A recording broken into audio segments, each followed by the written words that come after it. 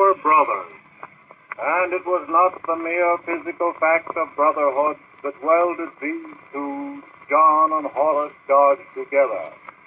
It was a bond that had in it something of strange depth and purity and fineness, something that transcended the usual brother bond of good fellowship and superficial understanding by a splendor hardly to be guessed by men who have known no such love, and became a thing richly spiritual and very beautiful. For the brothers loved each other as friends. They were friends. And it was not the mere comfortable fact of friendship that welded these two together. It was a bond which had in it something of a strange warmth and closeness, something that transcended the usual friendship, bond of mutual liking and mutual taste, by a vastness hardly to be conceived by men who have known no such love. For the friends loved each other as brothers. Throughout their childhood and their youth and manhood, the brothers worked and played together in an intimacy which on the part of each gave much and demanded much. The strange spiritual beauty of their friendship grew with the years. Business and the growing demands of success interposed no wedge of dissimilar interests or distracting duties between them. There are those who knew them who say that each brother felt himself incomplete alone, that only in the companionship of his brother friend did he feel himself an entity.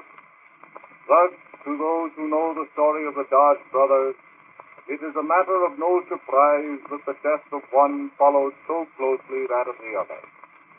The spiritual bond between them was so close that bereaved of his brother and his friend, Horace Dodge, though surrounded by the love of wife and family, felt himself still strangely alone, and robbed of the companionship which had been so integral a part of his life. He lacked incentive to fight.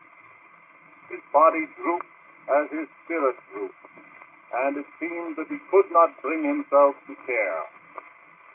It is a fact well known among their friends that always at midnight of the New Year, John and Horace Dodge left whatever friends and loved ones were merrymaking with them, and alone in the room of one of the brothers, each solemnly drank health and long life to the other.